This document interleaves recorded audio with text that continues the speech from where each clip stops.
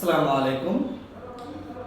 দেশ বিদেশ প্রবাসী ভাই বোনেরা, যে যেখান থেকে এই ভিডিওটি দেখবেন অবশ্যই শেয়ার এবং ফলো দিয়ে পাশে থাকবেন। সুজন প্রশিক্ষণ কেন্দ্র এবং যে ইউটিউবের মাধ্যমে আমি সারা বাংলাদেশে প্রশিক্ষণের কাজ চালিয়ে যাচ্ছি।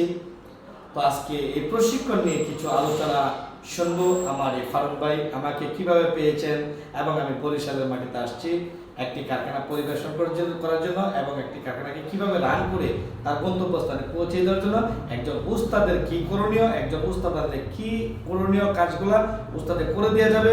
আপনি সবসময় জানি আপনি বিজনেসটি পরিচালনা করতে পারবেন, সে ধরনের কিছু আইডিয়া। সেই জন্য আজকে উস্তাদ নিয়ে আসছে। কেন আসছে আজকে সম্পূর্ণ কথা আমার ফারুকের কাছ থেকে জানবো। দেশ বিদেশ প্রবাসী ভাই বোনেরা অবশ্যই সুজন প্রশিক্ষণ কেন্দ্র এবং ইউটিউব চ্যানেল পাদকা শিল্প দেশকে সাবস্ক্রাইব করে পাশে থাকবেন।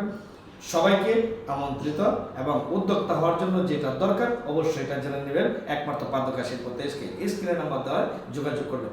তো ফারুক ভাই, আজকে যে আমরা যে উদ্যোক্তা হতে চাচ্ছি এবং উদ্যোক্তা হওয়ার জন্য নিজেকে গড়ে তোলার জন্য চেষ্টা করছি, একজন উদ্যোক্তা হতে গেলে কি কি প্রয়োজন এটা একটু দর্শকের উদ্দেশ্যে যদি কিছু কথা বলতেন। একজন সৎ এবং ভালো মানুষের প্রয়োজন এবং জানলেওয়ালা, যে সব কিছু জানে, এই মানুষের প্রয়োজন। আমার এই প্রোডাক্টের আমি তো কিছু জানি না, আপনি যখন আমার শিখাইলেন এখন তো আমি অনেক কিছু জানতে পারলাম। জানার মাধ্যমেই মানুষ বড় হওয়া সম্ভব।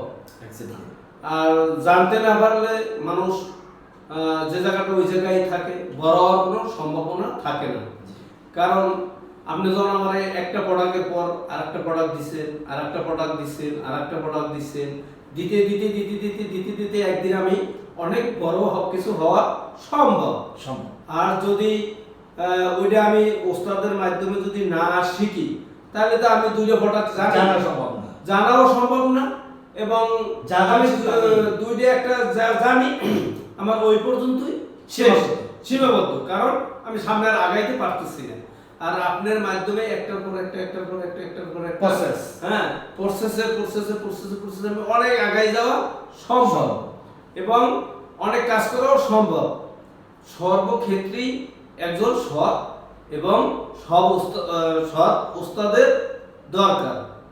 তার পরামর্শ অনুযায়ী কাজ করাটা বেটার, করলে সবাই সামনে আগাই যাওয়া সম্ভব।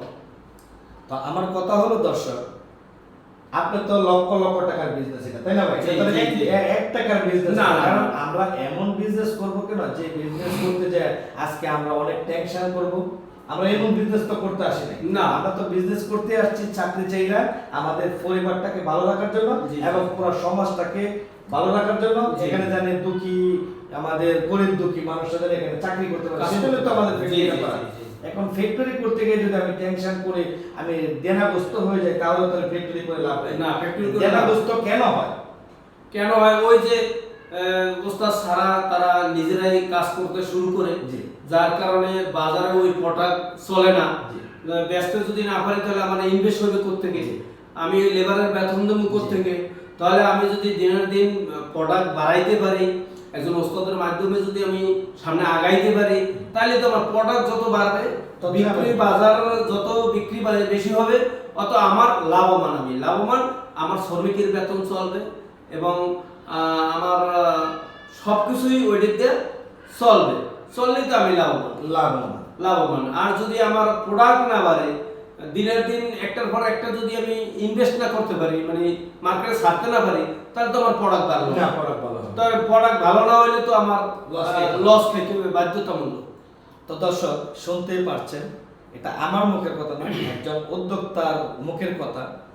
যদি ভালো লাগে তাহলে অবশ্যই আমাকে যে দিতে হবে এমন কোনো কথা না। আপনি যে কোনো একজন ভালো মানের উস্তাদকে নিয়ে আপনার এই সুন্দর প্রতিষ্ঠানটা পরিচালনা করুন।